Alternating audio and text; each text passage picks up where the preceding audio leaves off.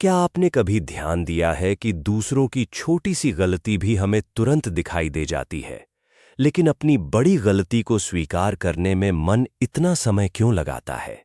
हम किसी दूसरे के व्यवहार को देखकर तुरंत कह देते हैं, इसे ऐसा नहीं करना चाहिए था। लेकिन जब वही बात हमारे भीतर दिखाई देती है, तो अचानक हमारे पास अनेक कारण तैयार हो जाते हैं। परिस्थिति ऐसी थी, मेरी मजबूरी थी, उसने पहले ऐसा किया था, मेरी जगह कोई भी यही करता। आखिर ऐसा क्यों है? अपनी गलती को देखना इतना कठिन क्यों है? और उससे भी कठिन है उसे बिना किसी बहाने के स्वीकार करना और फिर स्वयं को बदलना। राजा जनक के मन में भी एक दिन ऐसा ही प्रश्न उठा।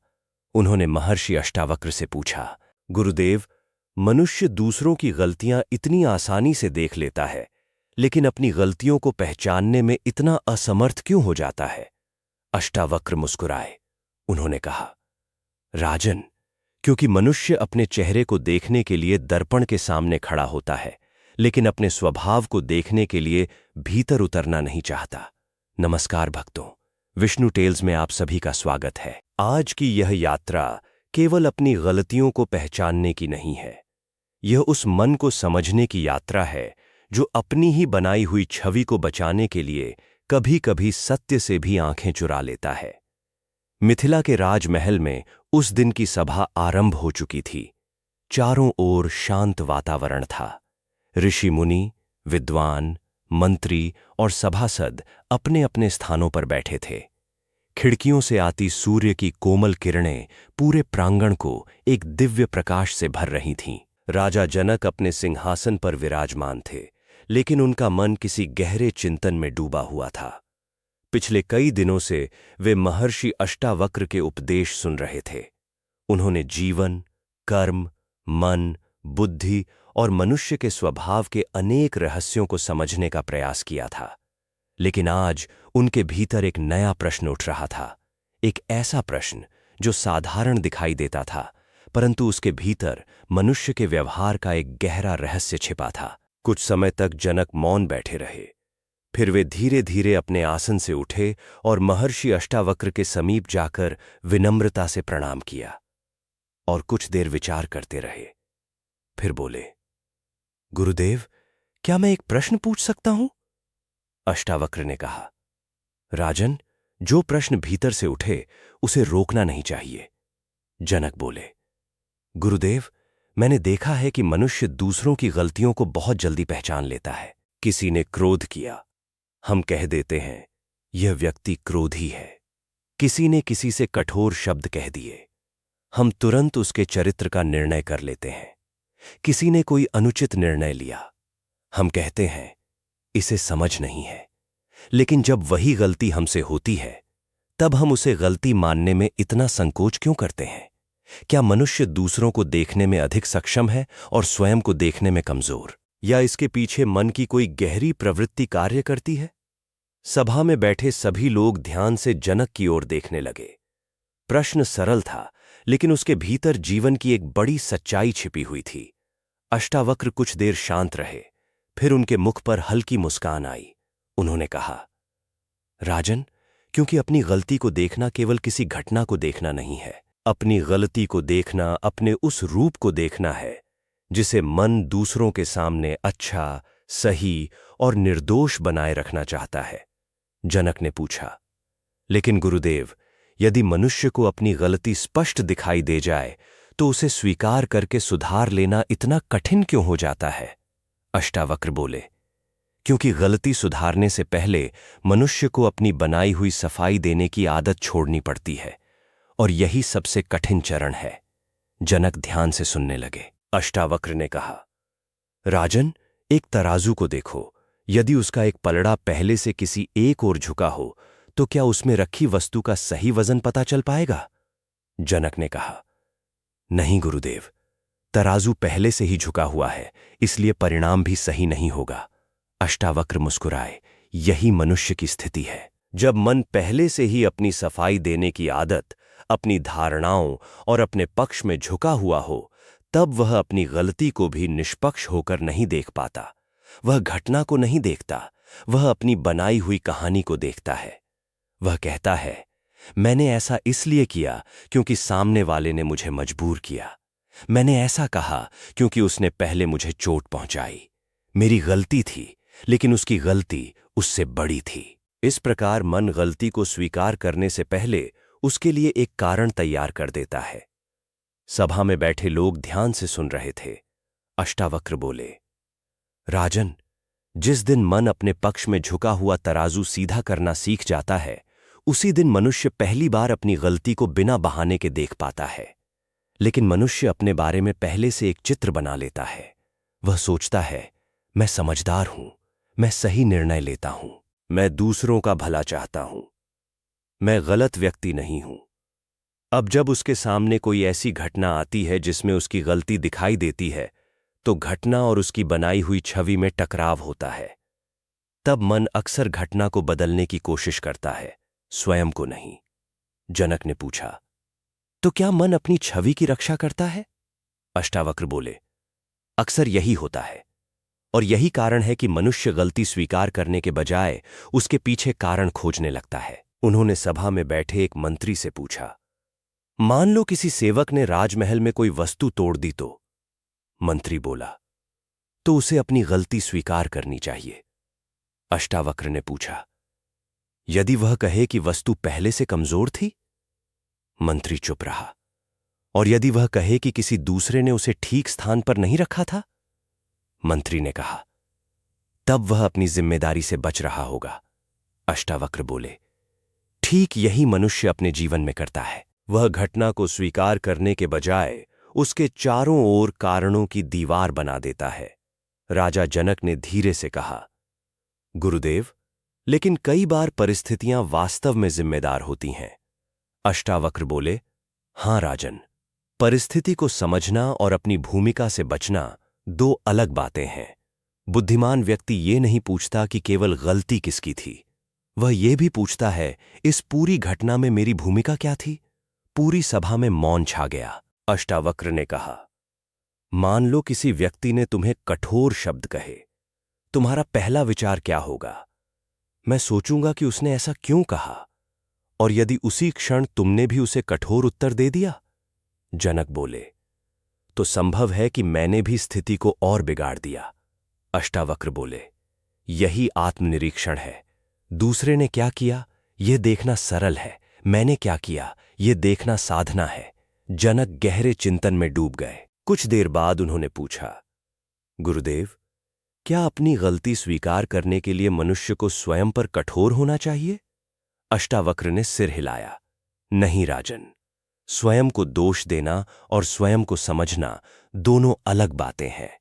गलती को पहचानने का उद्देश्य स्वयं को नीचा दिखाना नहीं है, बल्कि यह जानना है कि वह गलती उत्पन्न कैसे हुई। जिस कारण को समझ लिया जाता है, उसके दोहराए जाने की संभावना कम होने लगती है। उन्होंने एक दीपक की ओर संकेत किया।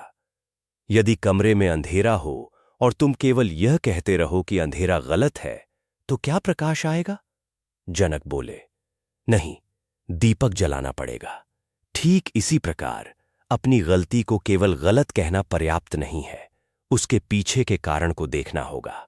जनक ने पूछा, कैसे गुरुदेव? अष्टावक्र बोले, जब भी कोई गलती दिखाई दे, स्वयं से 5 प्रश्न पूछो। सभा में सभी लोग और अधिक ध्यान से बैठ गए। अष्टावक्र ने कहा, पहला प्रश्न, मैंने वास्तव में क्या किया? ध्यान रहे, इसमें कहानी मत जोड़ना, केवल घटना को देखना। दूसरा प्रश्न, उस समय मेरे मन में क्या चल रहा था? तीसरा प्रश्न, मेरे निर्णय को किस धारणा ने प्रभावित किया? चौथा प्रश्न, मेरे व्यवहार का दूसरे व्यक्ति पर क्या प्रभाव पड़ा? और 5वां प्रश्न, यदि यही परिस्थिति फिर सामने आए तो मैं अलग क्या करूंगा? इन 5 प्रश्नों के सामने बहाने ज्यादा देर टिक नहीं पाते। राजा जनक ने पूछा, गुरुदेव, क्या केवल प्रश्न पूछना पर्याप्त है? अष्टावक्र बोले, नहीं राजन, प्रश्न पहला द्वार खोलते हैं। परिवर्तन तब शुरू होता है जब उत्तर के अनुसार व्यवहार बदला जाए। सभा में बैठे एक वृद्ध मंत्री ने पूछा, गुरुदेव, यदि किसी व्यक्ति को अपनी गलती बार बार दिखाई देती है, लेकिन वह फिर भी वही गलती दोहराता है तो? अष्टावक्र ने कहा, क्योंकि देखना और बदलना 2 अलग चरण हैं। कई लोग अपनी गलती पहचान लेते हैं, लेकिन उसके बाद वही पुराना तरीका अपनाते हैं। ये ऐसा ही है जैसे कोई व्यक्ति जानता हो कि उसके कमरे में धूल है, फिर भी झाड़ू को हाथ न लगाए। जनक बोले, तो गलती को पहचानना पहला चरण है और उसे सुधारना दूसरा? हां राजन, लेकिन तीसरा चरण उससे भी महत्वपूर्ण है। जनक ने पूछा, और वह क्या है गुरुदेव? अष्टावक्र बोले, उस गलती को दोबारा होने से रोकने के लिए व्यवस्था बनाना। सभा में हलचल हुई। अष्टावक्र ने समझाया, मान लो कोई व्यक्ति बार बार किसी से बातचीत में कठोर शब्द बोल देता है। वह हर बार बाद में कहता है, मुझसे गलती हो गई। लेकिन यदि अगली बार भी वही परिस्थिति आने पर वह बिना रुके उसी प्रकार प्रतिक्रिया देता है, तो केवल स्वीकार करना पर्याप्त नहीं, उसे अपने व्यवहार में एक नया नियम बनाना होगा। जैसे जब बात बहुत तीखी होने लगेगी, मैं तुरंत उत्तर नहीं दूंगा, पहले कुछ देर रुकूंगा, फिर बोलूंगा। यही वास्तविक सुधार है। जनक ने कहा, अर्थात केवल यह कहना कि मैं ऐसा दोबारा नहीं करूंगा पर्याप्त नहीं? अष्टावक्र बोले, नहीं, संकल्प को व्यवहार का रूप देना पड़ता है। उन्होंने कहा, एक धनुर्धर यदि बार बार लक्ष्य से चूकता है तो केवल यह कहने से कि अगली बार निशाना सही होगा, उसका निशाना सही नहीं हो जाएगा। उसे देखना होगा कि चूक कहां हो रही है। हाथ की स्थिति, दृष्टि, धनुष की पकड़ या तीर छोड़ने का समय? जब कारण स्पष्ट होगा तभी सुधार संभव होगा। राजा जनक अब पूरी तरह प्रश्न में डूब चुके थे। उन्होंने पूछा, गुरुदेव, लेकिन अपनी गलती देखते समय मन बार बार कहता है, मैंने ऐसा जानबूझकर नहीं किया। अष्टावक्र मुस्कुराए, राजन, हर गलती जानबूझकर नहीं की जाती, लेकिन किसी कार्य का परिणाम केवल इस बात से समाप्त नहीं हो जाता कि हमारा उद्देश्य वैसा नहीं था। यदि अनजाने में किसी पात्र पर हाथ लग जाए और वह टूट जाए तो उद्देश्य निर्दोष हो सकता है, फिर भी पात्र टूटा है। इसलिए बुद्धिमान व्यक्ति उद्देश्य को भी देखता है और परिणाम को भी। वह यह नहीं कहता, मेरी नीयत गलत नहीं थी, इसलिए कुछ गलत हुआ ही नहीं। वह कहता है, मेरी नीयत कुछ भी रही हो, इस घटना में मुझे क्या सीखना है? जनक ने धीरे से सिर झुका दिया। अष्टावक्र आगे बोले, राजन, एक और बात समझो। अपनी गलती स्वीकार करना और स्वयं को गलती मान लेना एक बात नहीं है। किसी व्यक्ति से गलत निर्णय हो सकता है, इसका अर्थ यह नहीं कि पूरा व्यक्ति ही गलत है। एक पृष्ठ पर गलत शब्द लिखा हो तो पूरी पुस्तक को फेंक नहीं दिया जाता। गलत शब्द मिटाया जाता है और अगला शब्द अधिक सावधानी से लिखा जाता है। सभा में बैठे लोग एक दूसरे की ओर देखने लगे। अष्टावक्र बोले, मनुष्य की सबसे बड़ी भूलों में से एक ये है कि वह अपनी किसी एक गलती को अपनी पूरी पहचान बना लेता है। फिर वह या तो स्वयं को सही साबित करने लगता है या अपने भीतर से सुधार की संभावना ही समाप्त कर देता है। सही मार्ग यह है, घटना को देखो, गलती स्वीकार करो, कारण समझो, सुधार करो और आगे बढ़ो। राजा जनक ने पूछा, गुरुदेव, लेकिन अपनी गलती खोजने की शुरुआत कहां से करें? अष्टावक्र बोले, जहां तुम्हें सबसे अधिक बार दूसरों को दोष देते हुए पाया जाता है। जनक चौंके। वह क्यों गुरुदेव? अष्टावक्र ने कहा, क्योंकि जिस विषय पर तुम्हारी दृष्टि बार बार दूसरों की ओर जाती है, संभव है उसी विषय में तुम्हें अपने भीतर भी कुछ देखने की आवश्यकता हो। यदि तुम्हें लगता है कि सभी लोग तुम्हारी बात नहीं समझते, तो देखो, क्या तुम दूसरों की बात सच में सुनते हो? यदि तुम्हें लगता है कि लोग तुम्हारा सम्मान नहीं करते, तो देखो, क्या तुम दूसरों के साथ सम्मान से व्यवहार करते हो? यदि तुम्हें लगता है कि दूसरे अपनी जिम्मेदारी नहीं निभाते, तो देखो, क्या तुम अपनी जिम्मेदारियों को पूरी स्पष्टता से निभाते हो? दूसरों को देखने वाली दृष्टि को थोड़ा सा भीतर मोड़ देना ही आत्मनिरीक्षण का आरंभ है। राजा जनक ने कहा, गुरुदेव, ये तो बहुत कठिन है। अष्टावक्र बोले, कठिन इसलिए लगता है क्योंकि मन बाहर देखने का अभ्यस्त है। जिस प्रकार आंख अपने ही चेहरे को सीधे नहीं देख सकती, उसे दर्पण चाहिए, उसी प्रकार मन अपने ही ढंग को बिना अभ्यास के स्पष्ट नहीं देखता, और आत्मनिरीक्षण उसका वही दर्पण है। उन्होंने कहा, हर रात सोने से पहले कुछ समय शांत बैठो। आज दिन में मैंने किन लोगों से बात की? कहाँ मेरी वाणी अनावश्यक रूप से कठोर हुई? कहाँ मैंने बिना पूरी बात सुने निष्कर्ष निकाल लिया? कहाँ मैंने अपनी जिम्मेदारी किसी और पर डाल दी? कहाँ मैंने किसी की बात को समझने से पहले उसका निर्णय कर दिया? और सबसे महत्वपूर्ण, आज मैंने क्या सीखा? इन प्रश्नों का उत्तर किसी दूसरे को दिखाने के लिए नहीं देना। यह तुम्हारे और तुम्हारे भीतर के बीच की बातचीत है। जनक ने पूछा, यदि मुझे अपनी गलती मिल जाए तो उसके बाद क्या करना चाहिए? अष्टावक्र बोले, राजन, यहां 3 बातें हैं। पहली, उसे स्पष्ट रूप से स्वीकार करो। दूसरी, जहां संभव हो उसे ठीक करो। तीसरी, उससे एक नियम निकालो। जनक ने पूछा, क्या नियम? हां राजन, यदि तुमने बिना सुने निर्णय लिया था तो नियम बनाओ। अगली बार पूरी बात सुने बिना निर्णय नहीं दूंगा। यदि तुमने जल्दबाजी में उत्तर दिया था तो नियम बनाओ। महत्वपूर्ण बात का उत्तर देने से पहले कुछ क्षण रुकूंगा।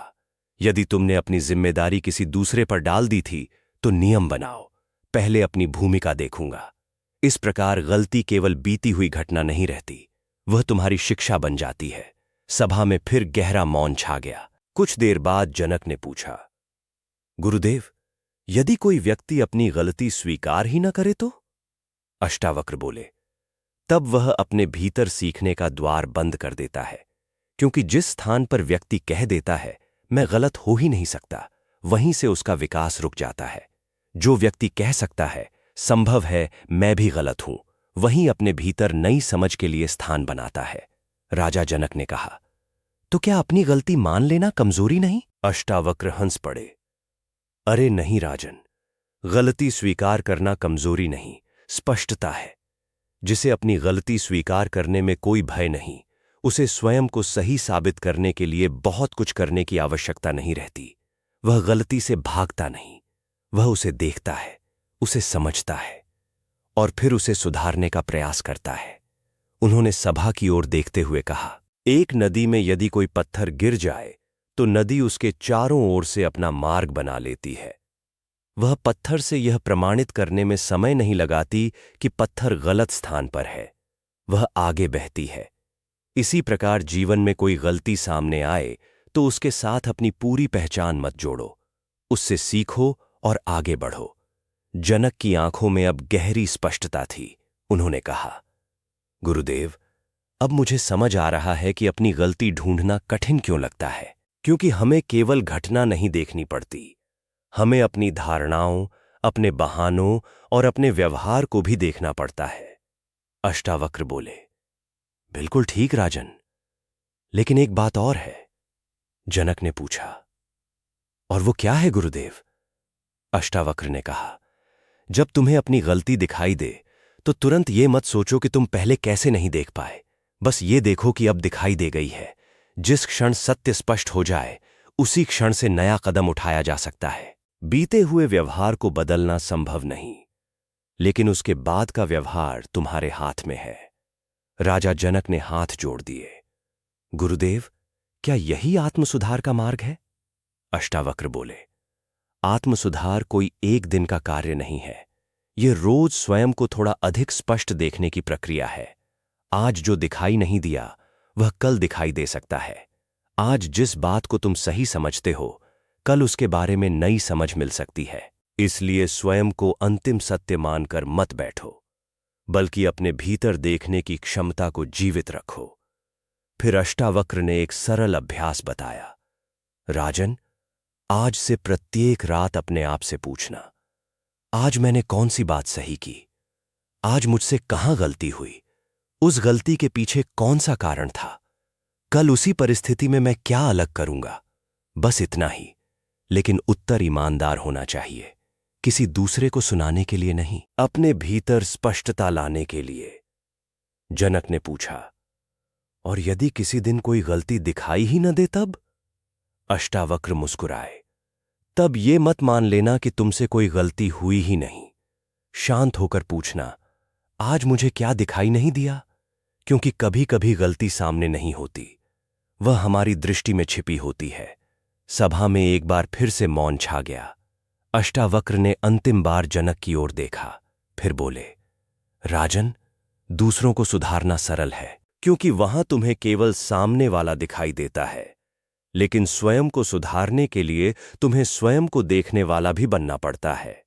यही कारण है कि आत्मनिरीक्षण साधारण कार्य नहीं, यह भीतर की ईमानदारी मांगता है। और जहां ईमानदारी होती है, वहां परिवर्तन की संभावना जन्म लेती है। राजा जनक ने अष्टावक्र के चरणों में प्रणाम किया। आज उन्हें कोई नया सिद्धांत नहीं मिला था, उन्हें देखने का एक नया तरीका मिला था। अब वे समझ चुके थे, गलती छिपाने से वह समाप्त नहीं होती, उसे सही नाम देने से ही सुधार की शुरुआत होती है। दूसरों की गलतियां गिनने से पहले स्वयं से प्रश्न करना आवश्यक है, क्योंकि जिस व्यक्ति ने अपनी एक गलती को ईमानदारी से देख लिया, उसने अपने भीतर सीखने का एक नया द्वार खोल दिया। और जिस व्यक्ति ने अपनी गलती को स्वीकार करके उसे व्यवहार में सुधार में बदल दिया, उसकी वही गलती आगे चलकर उसकी सबसे बड़ी शिक्षा बन सकती है। इसलिए आज रात जब आप अपने दिन को याद करें, तो केवल ये मत पूछिए, दूसरों ने मेरे साथ क्या किया। एक बार यह भी पूछिए, आज मैंने दूसरों के साथ क्या किया। मेरी कौन सी बात बेहतर हो सकती थी? कहां मैंने जल्दबाजी की? कहां मुझे अधिक सुनना चाहिए था? कहां मुझे अपनी जिम्मेदारी स्वीकार करनी चाहिए थी? और फिर सबसे महत्वपूर्ण प्रश्न, कल मैं क्या अलग करूंगा? और यहीं से वास्तविक परिवर्तन शुरू होता है। क्योंकि स्वयं को सही साबित करना आसान है, लेकिन स्वयं को सही देखना कठिन है, और स्वयं को देखकर बदलना उससे भी अधिक कठिन। लेकिन जो व्यक्ति इस कठिन मार्ग पर चलना सीख लेता है, उसके लिए हर दिन स्वयं को समझने का एक नया अवसर बन जाता है। अष्टावक्र का संदेश हमें यही संकेत देता है, दूसरों को देखने से पहले स्वयं को देखो। अपनी गलती से भागो मत, उसे पहचानो, उसे स्वीकार करो, जहां संभव हो उसे सुधारो, और फिर उसी गलती को दोहराने से रोकने वाला एक नया कदम उठाओ। क्योंकि जीवन में पूर्ण मनुष्य बनने से अधिक महत्वपूर्ण है हर दिन स्वयं को थोड़ा अधिक स्पष्ट देख पाना।